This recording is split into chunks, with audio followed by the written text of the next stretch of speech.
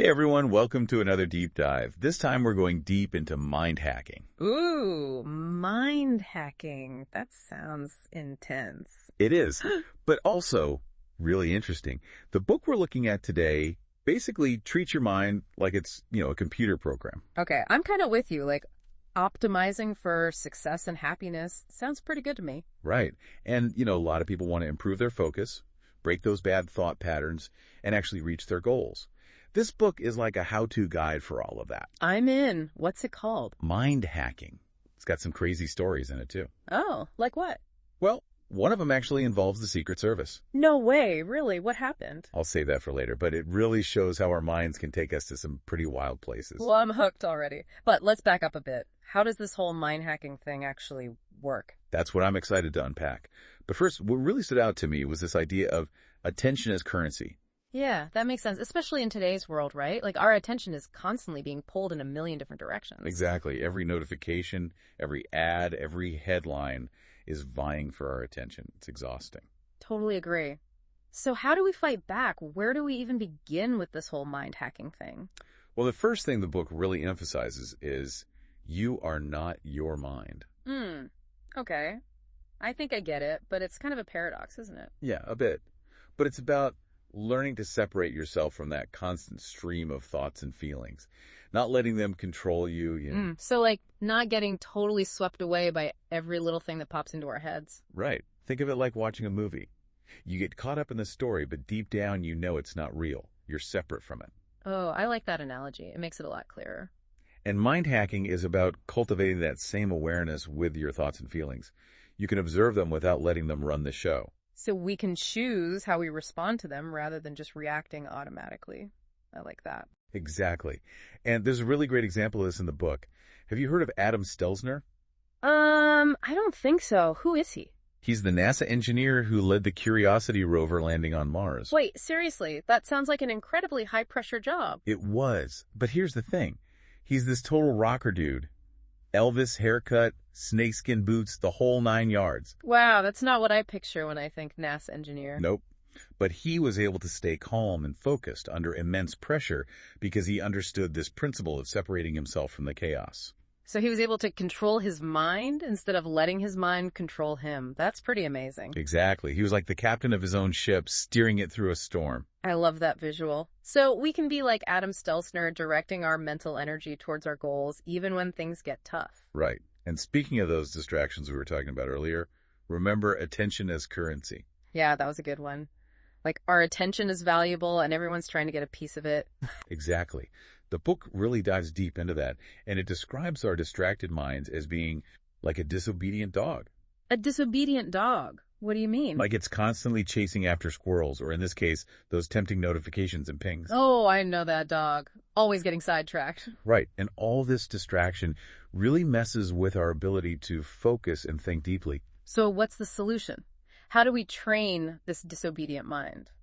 The book suggests some really practical techniques, and one of the most powerful is mindfulness meditation. I've heard of that, but never really tried it. What's it all about? It's basically paying attention to the present moment without judgment.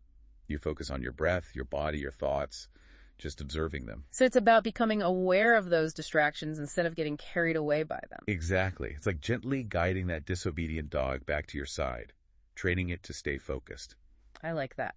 So we're building mental muscles, strengthening our focus. Precisely. It's about creating that mental space and building a shield against all those attention-grabbing things, vying for our time and energy. Okay, that makes sense. So we've got this disobedient dog. We're training it with mindfulness. What else? Well, remember those mental loops we mentioned earlier? Right, the repetitive thought patterns. Are those like bad habits for our brains? They can be, yeah. The book compares them to sled tracks on a snowy hill. Okay, I'm picturing it. So every time we think or act in a certain way, it's like we're carving those tracks deeper and deeper. Exactly. And then it becomes easier and easier to fall into those same old ruts, even if they're not good for us. Oh, yeah, I can see how that would happen. Give me an example, like what kind of mental loop are we talking about? Well, the book talks about this woman named Francine. She had this deep-seated anxiety about spending money. Really? Like, even if she had enough to spend? Yeah, it stemmed from her childhood, a belief that there was never enough, like a scarcity mindset. Wow, that's sad. But I guess it makes sense. Those early experiences can really stick with us. Absolutely. Yeah. And they can shape our behavior in ways we don't even realize. Okay, so that's Francine. Is there another example? Yeah, there's Haley, who's constantly worried about her kids' safety. It's like this fear is always running in the background of her mind. Oh, man, I can relate to that. It's hard not to worry sometimes, I know. But these are just two examples of how these mental loops can play out in our lives. So if we're stuck in one of these negative loops, how do we even know? They can be so subtle, right? That's the tricky part. The book gives us some questions to ask ourselves to help identify them. Okay, what are the questions? I'm ready to do some digging. Well, first, what emotions do you experience most often? Then, what thoughts go along with those emotions? And finally, what actions do you usually take because of those thoughts and feelings? Ooh, okay. So it's like connecting the dots, tracing that chain back to the source. I like it. Exactly. And the book actually has this acronym to help us remember it, METAL. It stands for My Emotion Thought Action Loop. Metal. That's pretty catchy, I'll give them that. Right. It's a simple but effective way to track these patterns and figure out where they're coming from. I kind of like debugging your own mental code. I'm into it. So now that we've found these negative loops, what's next? How do we get rid of them? Well, that's where the real work begins. And that's what we'll explore in part 2 of this deep dive. Stay tuned. Welcome back. Last time we were getting deep into these mental loops, those thought patterns that can kind of get stuck on repeat in our minds. Yeah, and some of them can be pretty negative and hold us back from what we really want to achieve. So how do we change those? That's the million-dollar question. And the good news is the book actually gives us some pretty solid strategies for rewiring those negative loops and replacing them with more positive ones. Kind of like upgrading our mental software, I like that analogy. Yeah. So where do we start? Well, remember that speed camera lottery experiment we talked about before? Oh, yeah. The one where they actually rewarded drivers for staying under the speed limit instead of just punishing the speeders. Yeah. And it worked way better, right? Mm-hmm. Exactly. It's like our brains are wired to respond more strongly to positive reinforcement.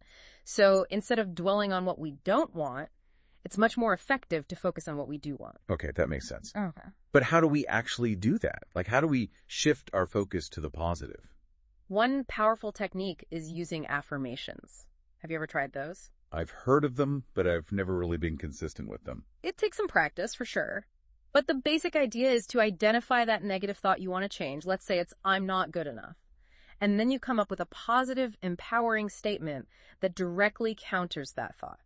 So something like, I am capable and worthy. Okay, so it's about replacing the negative with a positive. But does just saying it a few times really make a difference? It's not magic, right? Yeah. The key is repetition. Write it down, say it out loud, even record yourself saying it and listen to it throughout the day.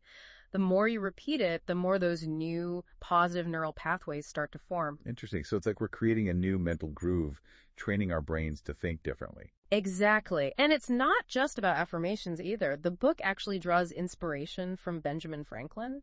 Did you know he had this whole moral perfection project? No way, really. Tell me more. Well, he had this list of 13 virtues he wanted to live by, and he would meticulously track his progress every single day. Talk about dedication. Wow, that's pretty intense. But I guess it makes sense. Consistent effort is key when it comes to self-improvement, right? Absolutely. Whether it's using affirmations, practicing gratitude, focusing on our strengths, whatever it is, consistency is key to making those positive changes stick. Got it. Now, we talked a bit about the power of visualization earlier. Can you tell me more about how that fits into all of this? Visualization is huge. It's about harnessing the power of your imagination to actually shape your reality. The book talks about Steve Jobs and his famous reality distortion field. Oh, yeah. Like he could just will things into existence. Pretty much. He had this incredible ability to make things happen, and a lot of it came from his unwavering belief in his vision. So it's not just about daydreaming. It's about really believing that what we envision can become real. Exactly. Thinking big is crucial. And the book actually gives us this cool exercise called 5 words to help with that. 5 words. Okay, I'm intrigued. What are they? Well, they represent 5 key areas of your life, and they're meant to get you thinking about what you truly desire. So the first word is feel. What's the one emotion you want to experience most often? That's a good one. I think for me it would be joy. Great. Then we have do. What's the one thing you want to achieve? Have. What's the one thing you want to own? Give. What's the one thing you want to give back to the world? And finally, be. What's the one adjective that describes who you want to be? Wow, those are powerful questions. It really forces you to think about what matters most. It does. And the cool thing is, there's actual scientific evidence to support the power of visualization. The book mentions the study where they had elderly participants imagine their younger selves, and they actually experienced physical and mental improvements. Wait, seriously? Just from imagining? That's wild. It is. It really shows how our thoughts can have a tangible impact on our reality. Okay, I'm starting to see how all of this connects. Reframing negative thoughts, visualizing our goals, believing in what's possible. But how do we go from imagining to actually doing? Like, how do we bridge that gap? That's the next piece of the puzzle, and that's what we're going to unpack in part 3 of this deep dive. Okay, so we've covered a lot of ground. We talked about identifying those negative thought loops, replacing them with positive affirmations, harnessing the power of visualization. But now I'm curious, how do we actually put all of this into practice? How do we make it work in our everyday lives? Right. It's like we've got all the tools, but now we need to build something with them. Exactly. What's the next step? Well, the book emphasizes the importance of action. It's not enough to just think about these things. We have to actually do something. I can definitely see that. But sometimes it's hard to know where to start. I hear you. The author compares it to software development. You can spend months planning and coding, but until you launch that software and see how it works in the real world, you haven't really completed the process. So it's about moving beyond the theory and actually putting these concepts into practice. It's about testing and experimenting. Exactly. And that's where the real magic happens. You start to see what works, what doesn't, and you can make adjustments along the way. So it's not about being perfect. It's about being willing to try things out and learn as we go. Exactly. And the book actually suggests that sometimes aiming for just barely good enough can be a more effective strategy than striving for perfection. Wait, really? Tell me more about that. Well, perfectionism can be paralyzing, We can get so caught up in trying to get everything just right that we never actually take action. Oh, yeah, I've definitely been there. Yeah. So how does this just barely good enough approach work? It comes from the world of agile software development. The idea is to launch something functional, even if it's not perfect, and then get feedback and make improvements based on that feedback. So it's about iterating and adapting as you learn more. I like that. And this applies to our personal goals, too. Instead of waiting for the perfect moment or the perfect plan, just take that first step, even if it's messy. Remember those tiny goals we talked about? Oh, right. Breaking those bigger goals down into smaller, more manageable chunks. Exactly. And it's important to set deadlines for those tiny goals, too, even if they're just self-imposed deadlines. Deadlines always make me feel a little stressed. Why are they so important? They create a sense of urgency and accountability. Without them, it's easy to procrastinate and let those goals slide. So it's like giving ourselves a little push to actually take action. Exactly. And when you achieve those tiny goals, even the small ones, celebrate those wins. That's a good reminder. It's easy to get so focused on what's next that we forget to appreciate how far we've already come. It's so important to acknowledge those wins no matter how small. It reinforces that positive momentum and keeps you motivated. I love that. It's like giving ourselves a little pat on the back for a job well done. Exactly. So, we've talked a lot about the mind as computer analogy, and it's a helpful framework, but... But what? There's a but coming. Well, the mind is obviously a lot more complex than a computer. It's constantly evolving and changing, influenced by all sorts of internal and external factors. Right. So how do we account for that unpredictability? That's where self-awareness and flexibility come in. The key is to approach mind hacking with a spirit of curiosity and experimentation. Pay attention to what's working for you, what's not, and be willing to adjust your approach as needed.